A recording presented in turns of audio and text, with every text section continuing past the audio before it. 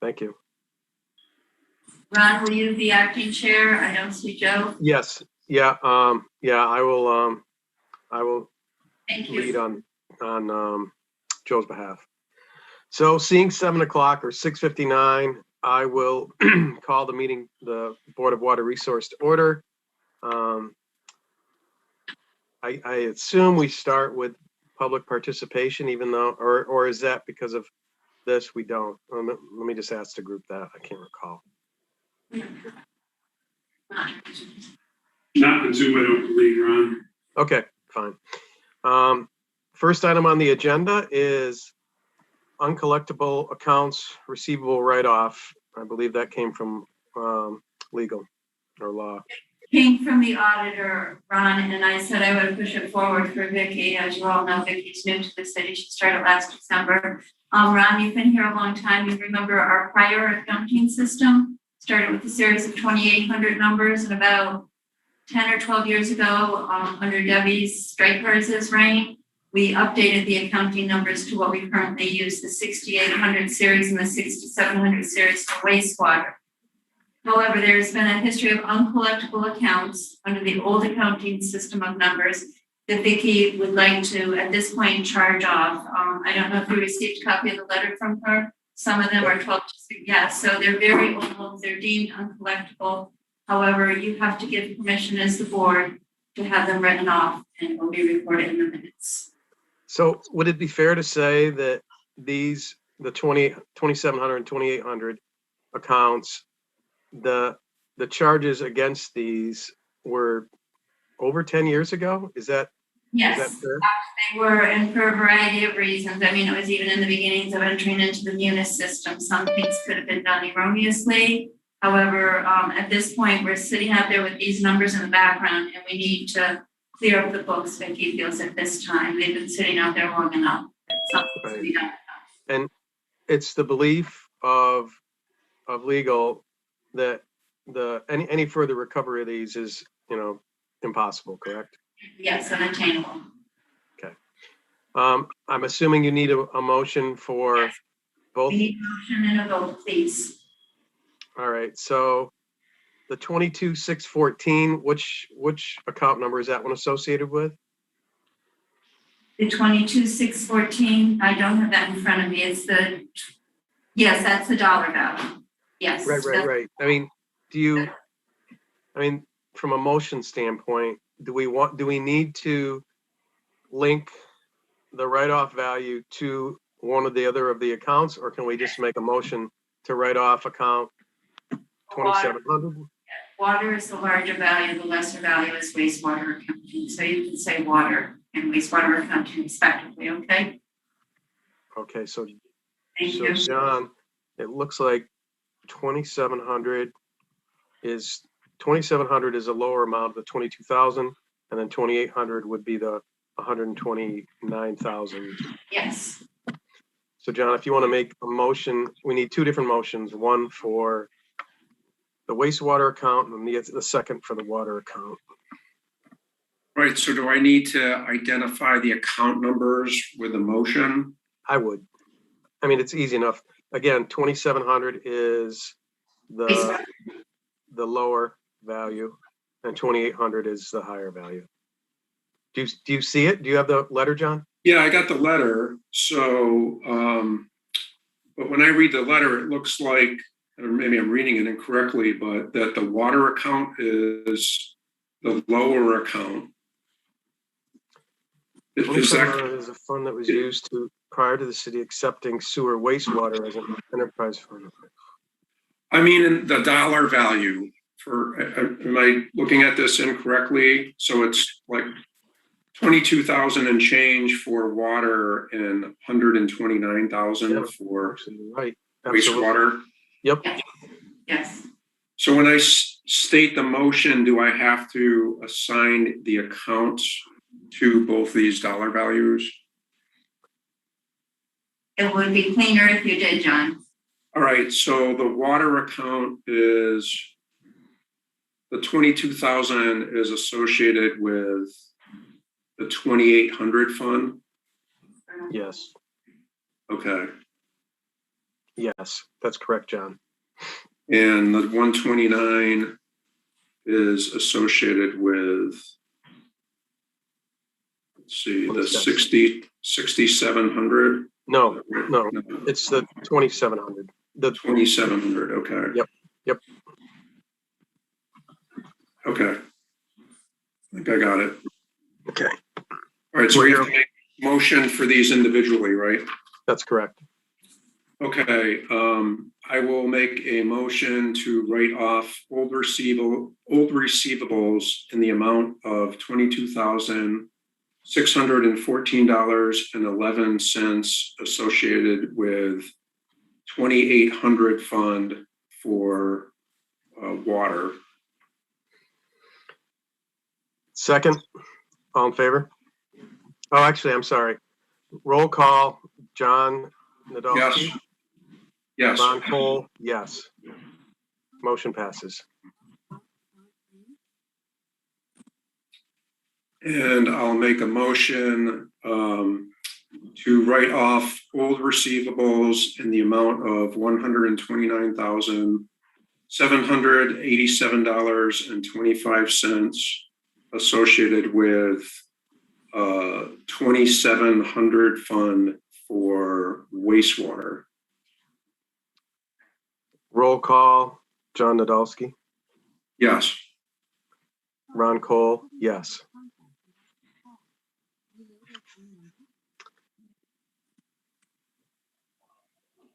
Sorry, I just had to turn Alexa off. Sorry about that.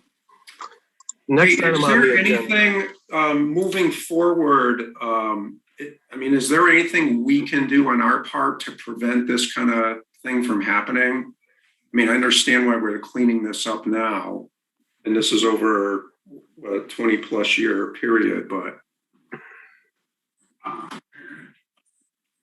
We regularly, as Fran was gonna discuss, we regularly lean to tax. That handle most items such as this.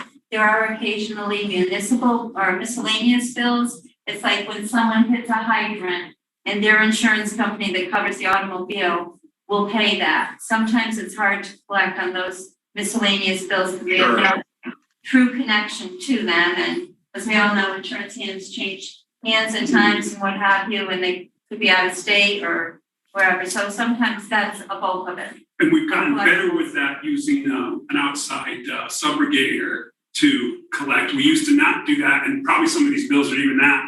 We would just, get the police report. We would generate a water department bill, send it to this person, and say you owe us, $5,000 for a hydrant, and just never see it.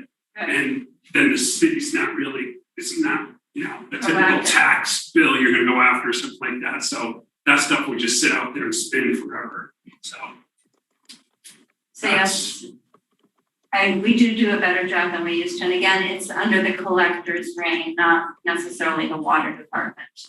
no, and that's what I wanted to have some clarity. I mean, there's certain things when these incidents happen that as a department, we have to address.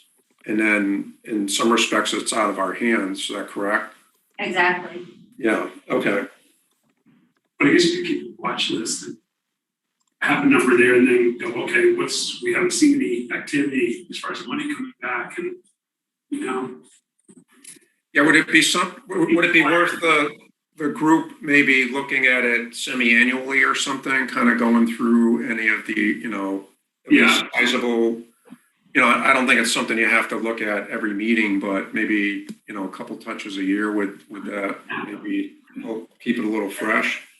Fran agrees. It would be yeah, we could formulate something, kind of system to handle that. a QA, QC kind of thing.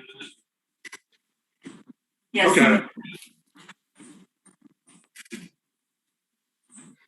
Thank you for that, John. All right. Thanks, everyone. Thank you. Next item on the agenda is looping the water main on Airport Road to resolve fire suppression issues.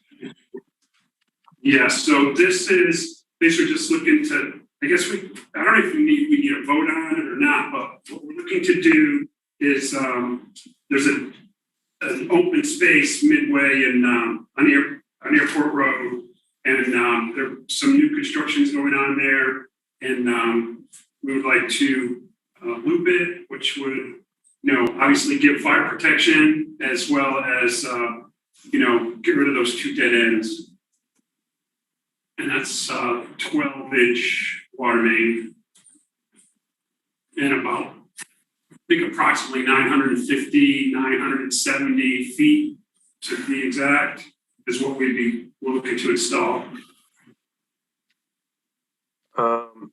I'm assuming the funding for this would come out of the construction account, Fran?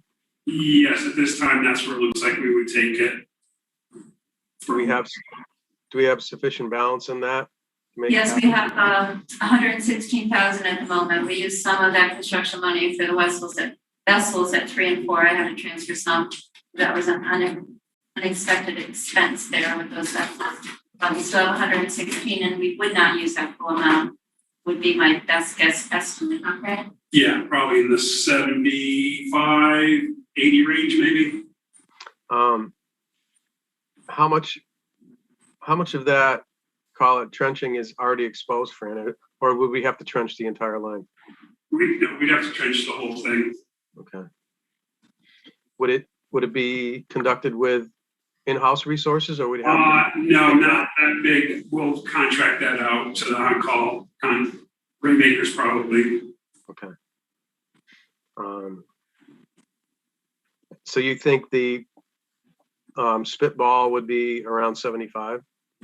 Yeah, just for a budgetary number, yeah. Okay, and Joanna, there's sufficient funding of the construction account to cover that, correct? Yes, there is. 116,000 at the moment. Yeah, I mean, Fran, I understand, and obviously being a 12-inch, wow, that's massive. Just the likelihood of stale water in both ends of that is probably pretty high, given the fact. Yeah, it comes off of Southampton Road, and I think it stops at Instrument Technologies. So that would be the point we would pick up at, and then go all the way down, kind of past those T hangars, that blue, whatever, airport building, a hangar, just before their administrative building, somewhere in that area. Yeah. And so the other one comes in off of, so I'm just trying to, okay, all right. John, any questions on your part? Yeah, Fran, do you see any permitting hangups with completing that work? No, it's right on the edge of the road. I think we'll just do a 45 onto the shoulder and kind of by where Instrument Technology is, and then go the 900 plus feet down and then 45 back into it. So we won't have to dig any pavement or minimal pavement that we'll have to dig up. So, oh, that's great. Or next to nothing. Yeah. So that's what we're hoping for. What would be your timing for this, Fran? I like to see it within the next month or so. Yeah, before the snow flies. Yeah, and then that allows whatever needs to happen come springtime. We'll have all our work done and we can move on. How many hydrants would be on that length that you would put in for? Actually, the spacing, it's almost like where we're starting, where we stop. It's kind of, there's hydrants right nearby, but we'll probably put one in the middle of that. I don't know if we'll necessarily eliminate one, that's a possibility, but at the most, we'll add one hydrant to it. And would that reference the need for increased fire protection? It's basically you want to get another hydrant in there, correct? Yes, that's pretty much what it would do to one of the future expansions there. It would give them the on-street fire connection along with their in-house fire. For John, I have no further questions. I don't have an issue with it. I think it makes sense. Whenever we are able to loop, we like to do it, ideally on someone else's dime, but clearly I see the need for this. I agree too. With that size main, that's a lot of water sitting in that pipe. So I'm with you 100%. Anytime you can keep it moving, I think it benefits the entire system. From a quality standpoint. Right, it gives us some bypass capability. If you had a section of like Southampton Road, that you had a leak, you could valve that off and then, take a circuit down Airport and Applemont and reconnect to Southampton Road, so you'd only have that middle section. So those are always good when you can do that. Yeah. Gives you options. Yeah. All right, John, I have no further questions if you'd like to make a motion. Sure, I'll make a motion to move forward with the Airport Road looping water main project to resolve the issue with fire protection. Roll call, John Nadolski, Yes. Ron Cole, yes. Motion passes. Next item on the agenda is the approval of minutes dated July 6th and July 22. I'm sorry. So, yeah, it's the next meeting. On both of those. She only has a 6 second. I Actually, don't think I got the minutes from the 22nd. I didn't either. I think that, Okay. yeah, I agree. Shannon did not finish those yet, so it's only July 6th. But Okay. we'll table both of them to the next meeting since no one's here in person to actually sign them. Yep. Oh, Father.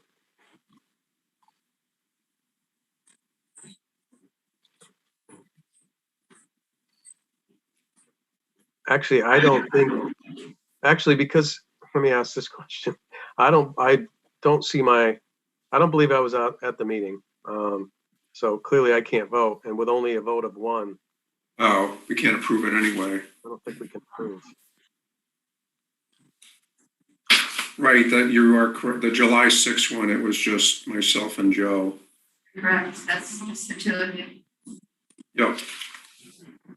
All right, I believe we'll have to table both of those, Brittany, till the next meeting.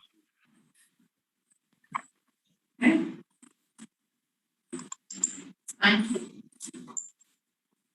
Okay. Moving along. Department project updates. Let me start by saying welcome back, Heather. It's great to see your face, even if it's in a virtual form, but it's great to have you back. Thank you.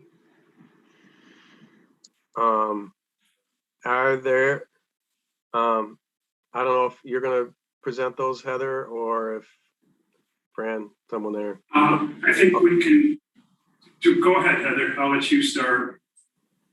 Sure. In general, the Owen District plant is running as it should. I think we're up to over 215 million gallons of treated water through the plant at this point. And it's running like it should.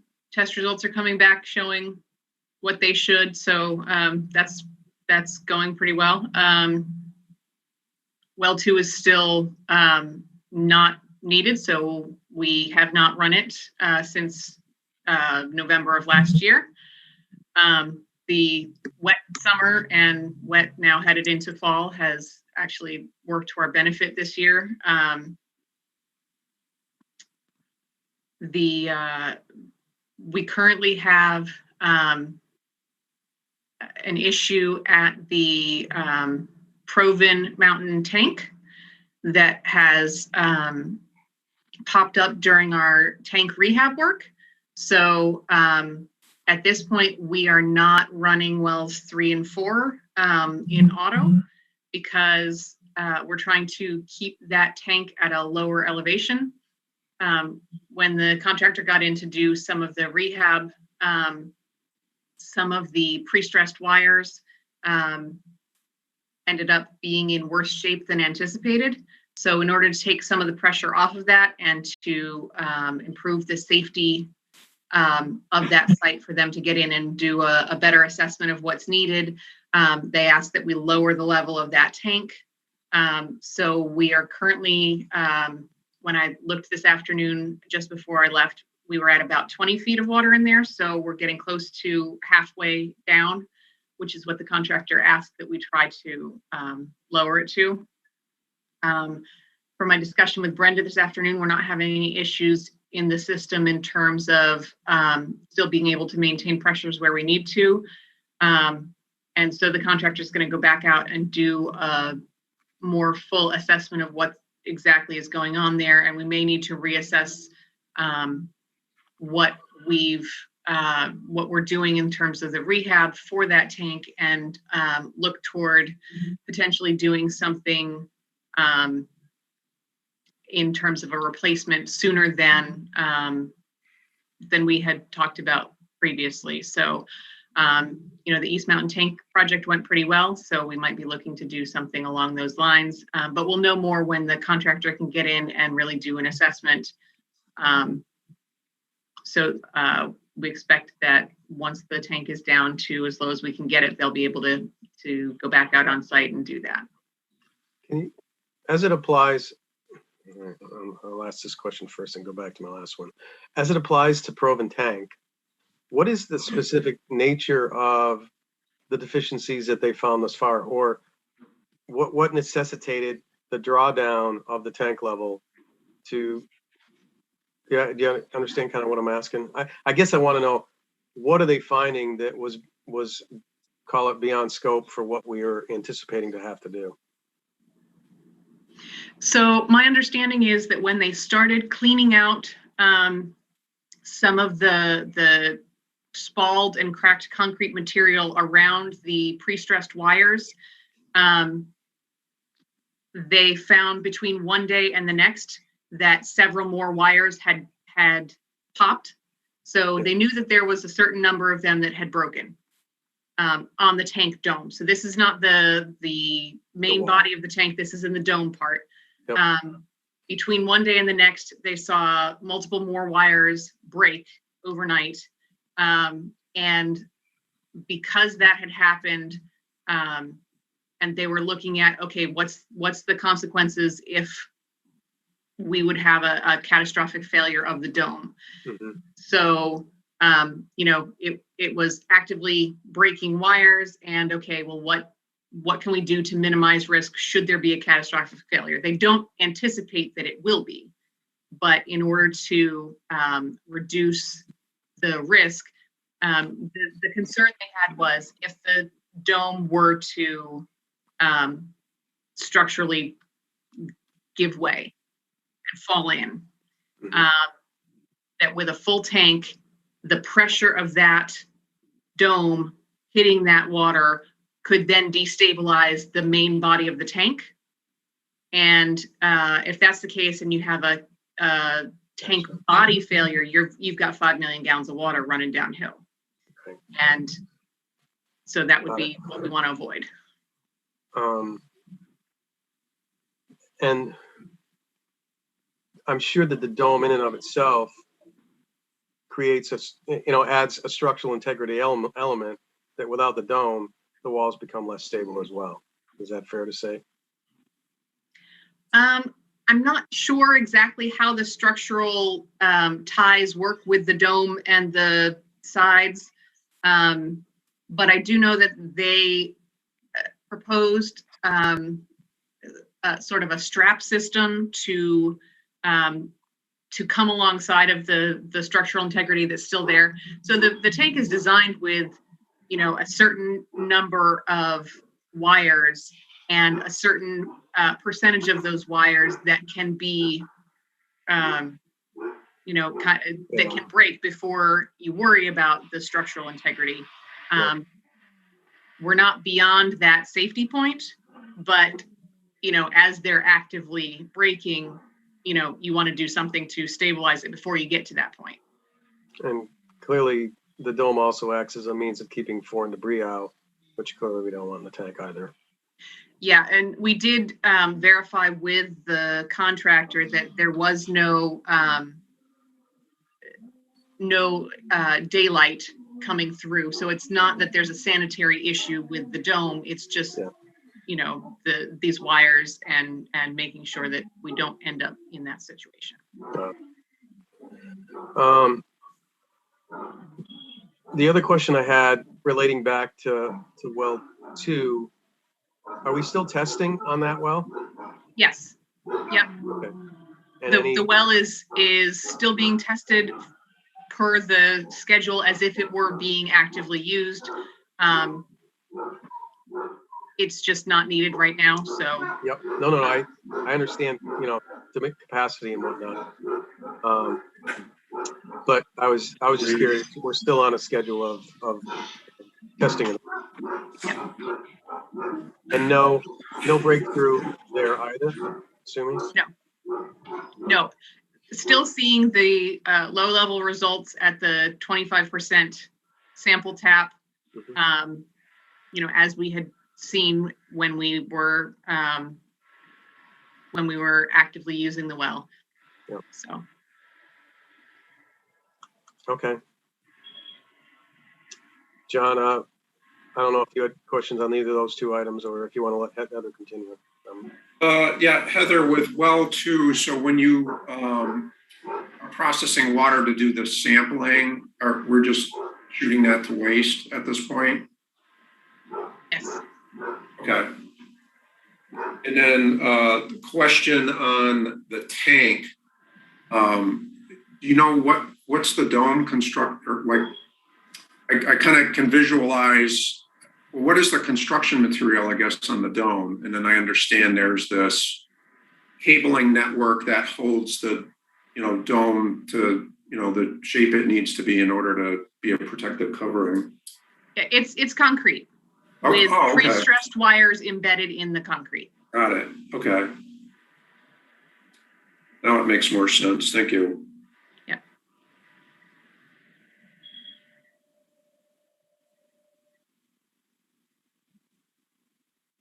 Okay, Heather, you can proceed.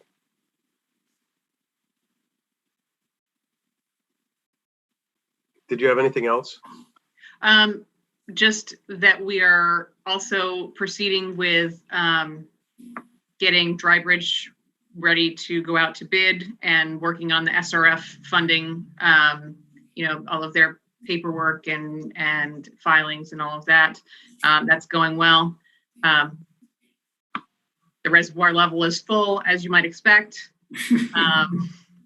Right now, our turbidity levels are pretty high in it, so we're not running the surface water plant. But once the turbidity comes back down, we'll be looking to turn the surface water plant back on. So we are running wells 5 and 6 right now, and seeing no issues with those as well. So we're not drawing any water out of the reservoir at this point until turbidity declines? Right. Okay. Well, just to be clear, my background is all in homage to the reservoir. That is our reservoir. Yes. It's a lovely picture. It is. I was there 3 weeks ago, maybe, on my bicycle, which was a feat to get into on a road bike. It was right after heavy rain, and the roads were somewhat rough. Let's just say that. But I got in there. I was actually impressed. But I mean, I guess to that question, Fran, I don't know. Has work been done to remediate some of the water, the erosion damage? Washouts, yes. One in particular by the Indian Head there. Yeah. Yep. The water kind of came down a fire road and overwhelmed the drainage structure there. And I believe there was some compromised pipe and whatnot, so that needs to be addressed. Years ago, we would have someone come in with a dozer, and I think that's probably what we're going to do is reestablish the crown and all on those roads, because it's been some time since we've done that. So I think that's going to be in the future. Yeah, it was. You could see there was a massive amount of water that had obviously come down that fire road, overran the bank, and basically pulled a lot of the aggregate out of the fire road across into the access road. So the other side wasn't terrible. I mean, obviously it had some erosion. I think it was from gate 4 in. That was a little beat, but not terribly bad. but certainly the access routes. That's where, obviously some of your turbidity comes from is, the washout and whatnot is, that's all needs to settle out. How long does that usually take to do, Heather? It kind of depends on the storm and what's going on in the feeder brooks, because it's not just the erosion from, the immediate vicinity of the reservoir. It's also any of that sediment-laden material that those feeder brooks are bringing in. So it's not typically a terribly long process, but can take some time, especially if we continue to get rain events that continue to stir things up. Yeah. I mean, I want to say it was the hash mark. It was 2 foot. It was 2 foot up. So had to be 6-8 inches over the flashboards too. Yeah, we're seeing a lot of water go over those flashboards, and normally this time of year would be when it's low. So. Yeah, I suspect we're going to probably have a rough Q2 revenue-wise, simply because there's just been rain in July and August. I'm dumbfounded the amount of water we've gotten. So I'm sure it's not going to bode well from a revenue standpoint.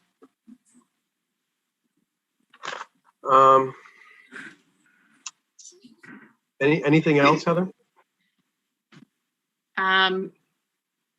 That was all of the things I wanted to touch on. If there's any questions that you guys have about any of our other assets or the work that we're doing, I'm happy to take any of those questions.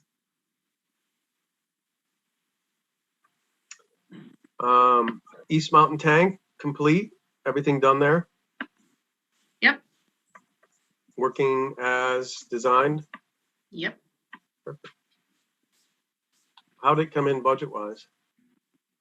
I haven't looked at the final numbers, but I can check into those and get back to you on that. Okay. And maybe a good thing to know. I mean, size-wise, Proven versus East Mountain, how do they compare?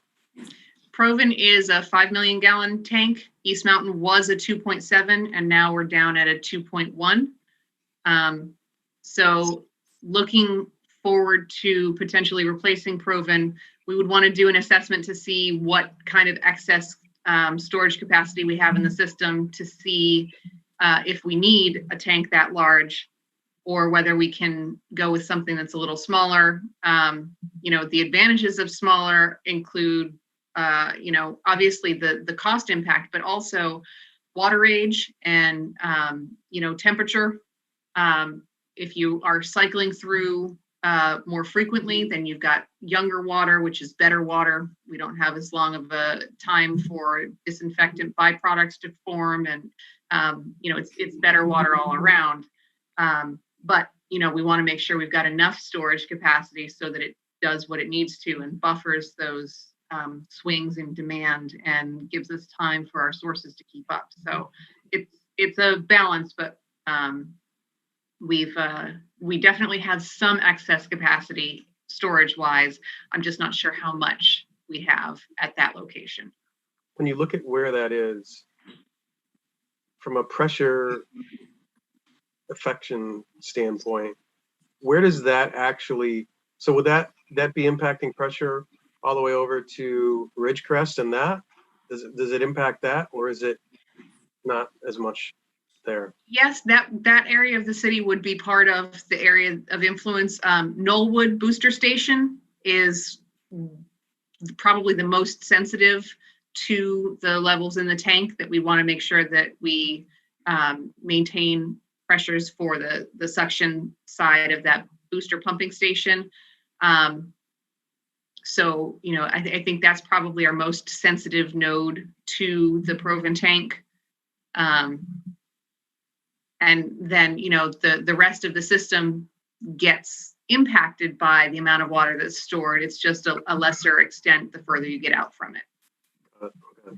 I mean, clearly that area has grown since that tank was initially installed. So if anything, granted, we may have over engineered it, but certainly want to stay close, because that would, as it stands right now, at least be double the cost, just based on scale, never mind another 2 year, 2 years out lag wise. And the cost of construction has just gone up dramatically as well. It's not going to be an inexpensive project.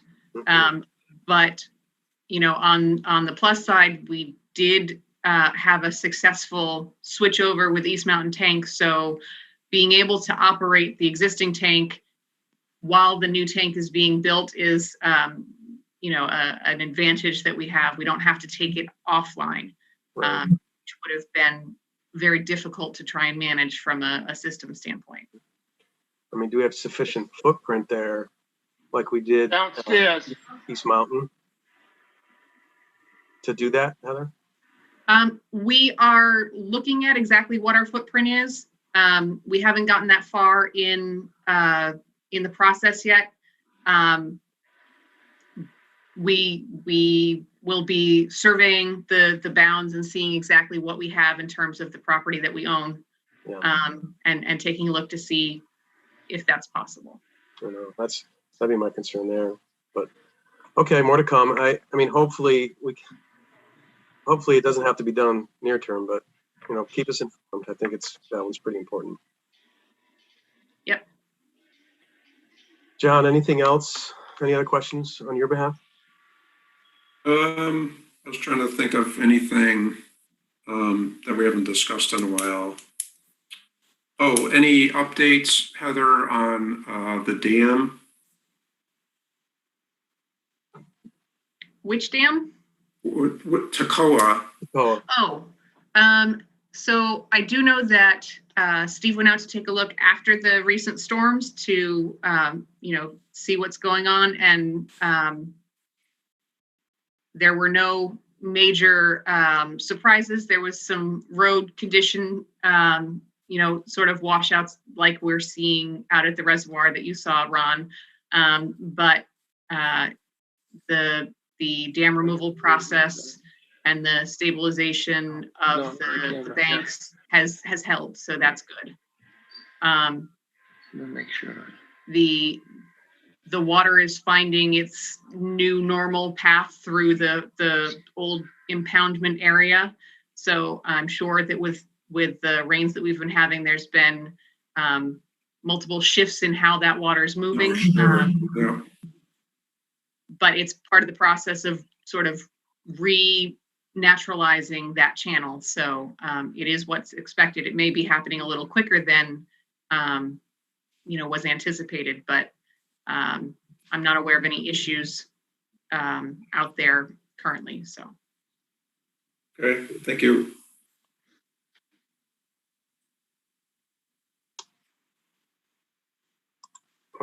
I have nothing further. Yeah, I don't have any other questions. Okay. John, looking at the calendar, looks like our next meeting would be October 5.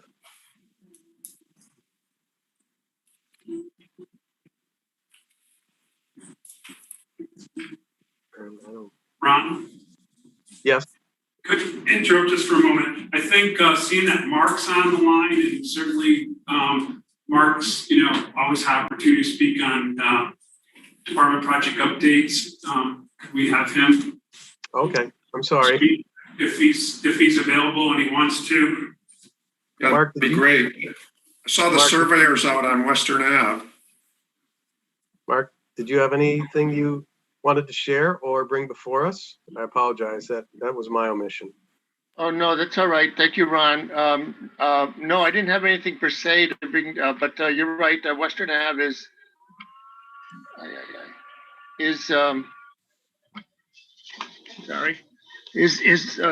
they're getting ready. Anyways, getting started out there.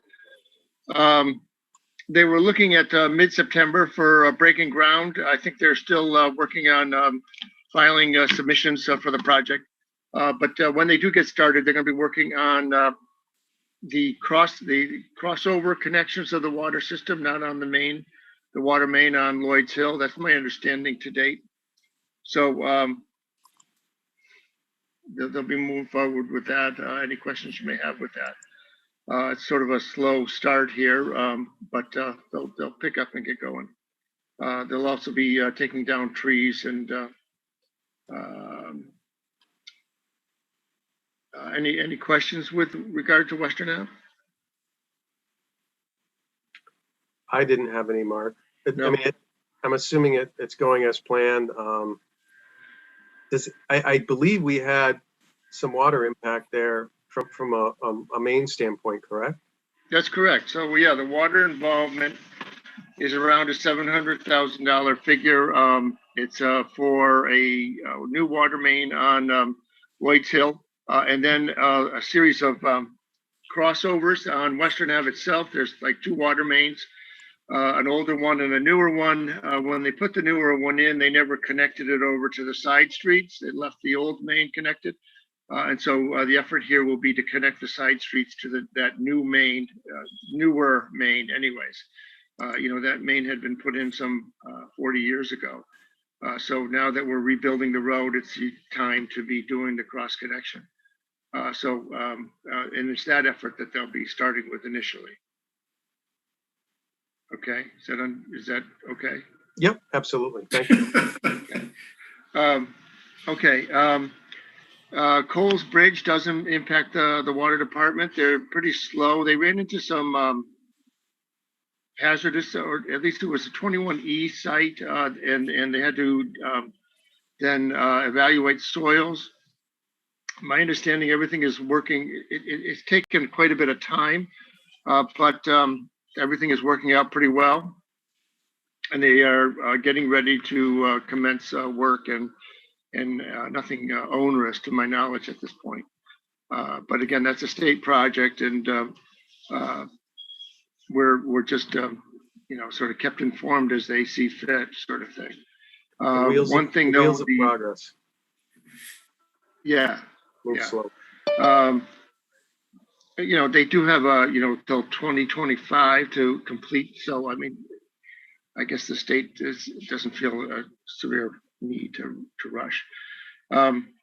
The Jacks Brook culvert there, Fran, are you going to be looking for our assistance on that, or where are you looking to go? Yeah, so actually, we were supposed to, Warden and Kern was going to be in the area tomorrow, and then kind of go over just where we're at. And I was hoping maybe one of you folks could be part of that. I don't have an exact time on that. Are people available tomorrow? Should be. Just send us an email. We should be able to accommodate. Do you have we've asked from the state their inspection report. Do you have anything to that regard? Nah, we were told on site the night that they had shut it down that it could take as long as a month to get an official report from them. So we do not have anything from them. Did they indicate on site then what their rationale was for closing it The down? concern was the way, some of the concerns were a few of them, but the way that dip in the road that has gotten significantly worse, their thought, they don't know if there's some undermining going on, or perhaps the culvert itself has actually shifted laterally out towards the river. And I don't think it has. I don't think it shifted, but who knows? And then the significant washout, even the repairs we did to the, I believe that's the north side of that culvert, that material's all washed out again. So Okay. those are just some of their concerns. Okay, so I'd be happy to meet with you. I think we had already reached out to an on-call vendor to see what a cost might be. Anyways, we're happy to assist, and we'll be happy to meet with you tomorrow then. Okay. Yeah, I'll try to let you know first thing in the morning as I can. Okay, sounds good. Sounds good. I'm not sure what else the commission may be interested in. The Columbia Greenway moves on. It's not going to get done this year, regrettably. They're having some troubles with the bridge. But that really doesn't impact the water system.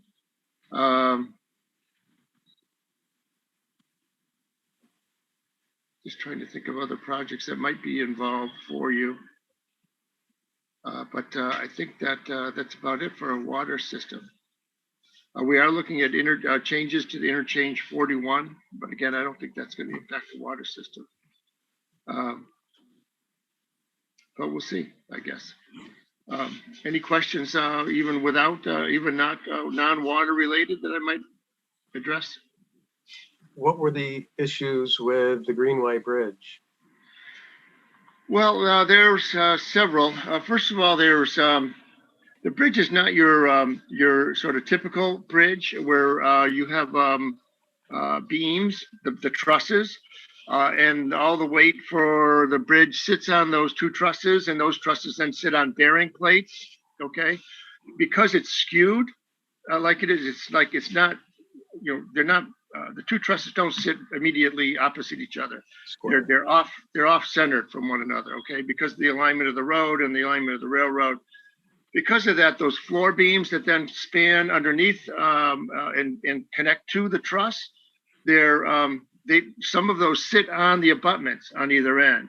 So you don't have just 4 bearing pads for the bridge. You have like 8 to 10 bearing pads. So it made it really hard. First of all, they couldn't, during the process of design, for the most part, those bearing pads, they're not the main structural bearing pads. They're sitting, there's secondary members that are sitting on those bearing pads. So during the design process, DOT, my understanding that the designer and DOT moved forward with non-destructive design. So they didn't actually tear the bridge apart to actually look at the condition of the bearing pads. They deferred that into construction process where they were actually tearing the bridge apart. So, okay, when they get into construction, then they find that, okay, what they need for the bearing pads, and that delayed everything. And there's a number of finger pointing what delayed and why delayed and so forth. Anyways, so you have a number of bearing points on each abutment wall. So when they went to jack, they have to jack all of those on one end simultaneously. Okay, so all right, but the jacking plan then picked one of the wrong points to be jacking, and it actually buckled the member. So they stopped, and they're going to have to strengthen the member before they proceed. Put in a substitute member to a compression member to help lift up the bridge. So a further delay, and it just got that, as it was when they started jacking, they were in a very tight schedule to try and complete things before the end of the season, and it's not going to happen before the end of the season. So I'm assuming this is the Elm Street Crossing, correct? Yes, yep. Okay. Yeah, I mean, complicated to begin with everything that's going on there. And to your point, it's not square the way it crosses. Yeah. It crosses at a tangent. And these were railroad bridges, so when we acquired the rail corridor, railroad didn't come forward with, here's the design plans for the bridges, even, on inquiry. So we didn't get any of the design plans. We had to put them all together as to, okay, what does this look like and what should it be doing and so forth and so on. So it was a bit of discovery just to lay out the plans, never mind, okay, then what are the construction impacts? Yeah. Okay, well, thank you. And more Sure. information than I had probably wanted. I appreciate the detail. Sure. I have nothing else for Mark. John, you or Fran, your end? No, I'm good. And again, I apologize again, Mark. Sorry for my omission. No, thank you. Thank you for the opportunity. So again, John, did you have any qualms, issues with October 5? I do not. That would work for me. I don't either. So let's book it, Brittany. Joe said he was going to try to join, but apparently the Holyoke water meeting went longer than ours. He did. He texted me a couple minutes ago, Ron. He was trying to get in. I did message Peter. Yeah, Joe just texted me about 3-4 minutes ago. Okay, all right, well, we'll carry on. Do I hear a motion to adjourn the meeting this evening? Are we allowing any public participation, Ron? I asked Fran that at the beginning, and I think in this forum, we generally do not. It certainly wasn't on the agenda, so. Okay.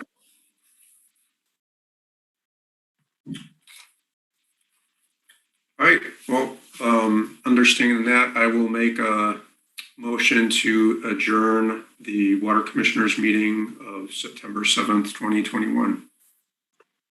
Roll call, John Nadolski, Yes. Ron Cole, yes. Thank you all, as always, Thank you. Good night. and we will see you in October. Yep. All right, thanks, everyone. Take care. You. Bye-bye. Hey, John, Yes. there's a couple batches that